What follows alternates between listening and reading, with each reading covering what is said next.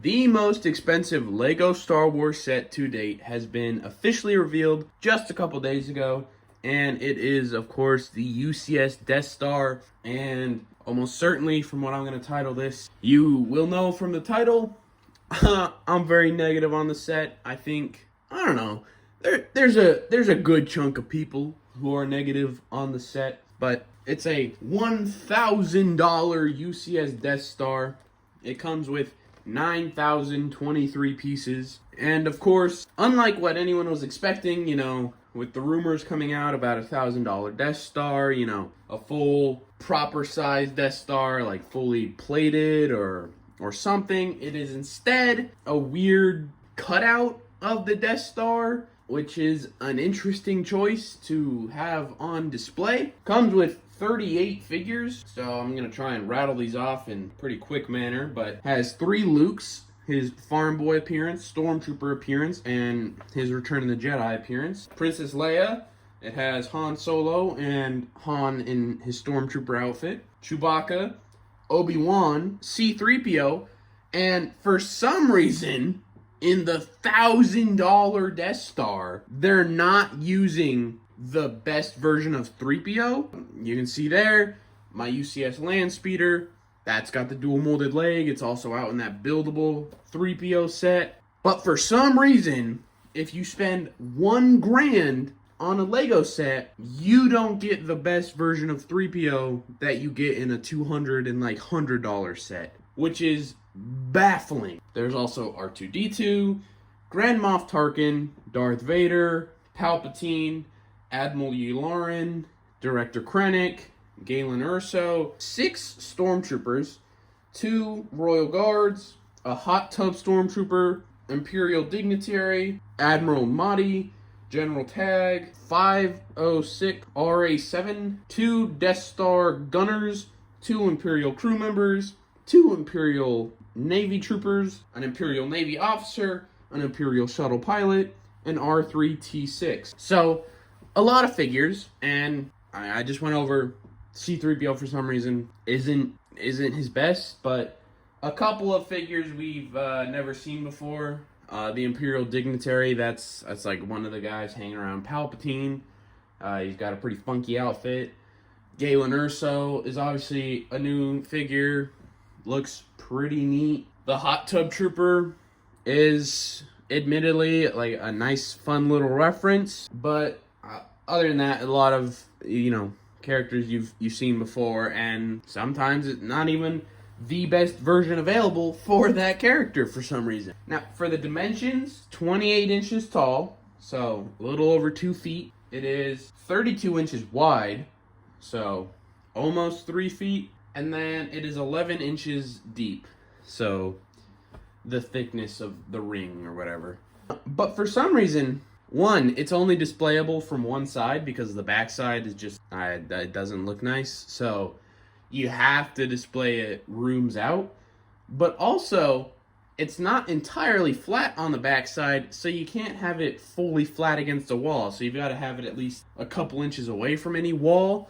So it just seems like an awkward display piece, not to mention not a very good looking display piece, which at $1,000 is what this is. So you'd expect it to look nicer for how much money you're shelling out for this thing.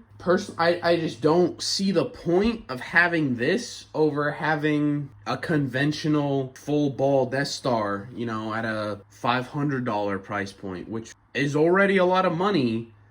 But that's a hell of a lot more affordable than $1,000. It just seems strange. Like, sure, trying new things is great and all, but it just seems like trying something new for the sake of trying something new. And you could have just done a conventional Death Star, or at the very least, make it look real nice and do a fully plated, Death Star 2 or Death Star 1, whatever, with still interiors or something. I mean, personally, I prefer, they did a globe set a while ago at like $100 price point.